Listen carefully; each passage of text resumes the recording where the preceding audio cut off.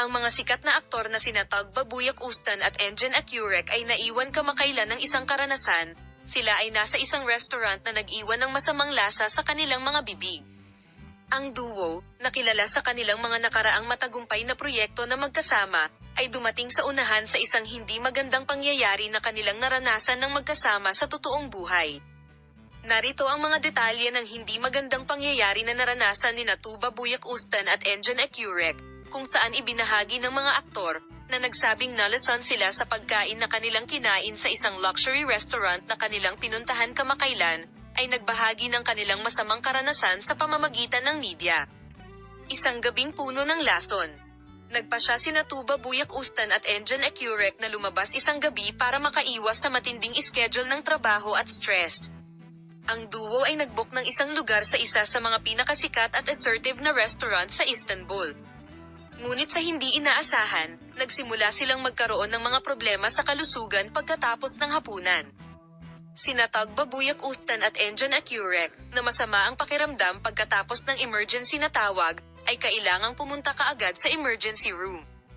Ang mga sintomas ng pagkalason ay nagsimulang lumitaw ng mabilis.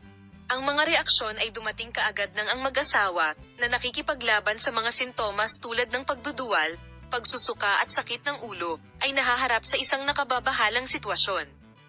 Sa pag-unawa sa kalubhaan ng kanilang sitwasyon sa kalusugan, hindi nagpasya sina Tugba Buyak Ustan at Engin Acurec na ipamuhay ng tahimik ang negatibong karanasang ito.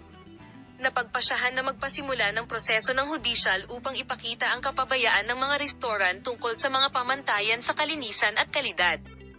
Ang insidente ay nasa agenda ng media sa maikling panahon at nasa agenda ng tabloid press at social media. Ang kapaspalad na insidente ng celebrity content ay naging anino sa prestihiyo ng mga restaurant. Isinasaalang-alang ang kabigatan ng mga akusasyon, pinili ng mga opisyal ng restoran na manatiling tahimik. Walang opisyal na pahayag ang ginawa sa bagay na ito. Nagsimula siyang maghanap ng hustisya. Hindi nakalimutan ni Tugba Buyak Ustan at Engin Acurec ang hindi kasiyasang pangyayaring ito. Sinabi nila na nagdulot ito ng mga problema sa kalusugan. Nagpasya silang hanapin ang kanilang mga karapatan sa pamamagitan ng pagsisimula ng mga legal na paglilitis laban sa restaurant. Desidido ang dalawa na gawin ang lahat para matiyak na maibibigay ang hustisya at determinadong lumaban para maiwasang mangyari sa iba ang sitwasyon ko. Bagamat ang hindi magandang pangyayaring ito na naranasan ni Tugba Buyak Ustan at Engin Acurec ay tila hindi isang insidente na nangyari lamang sa isang restaurant, ito ay naging isang isyu na nakakuha ng atensyon ng publiko.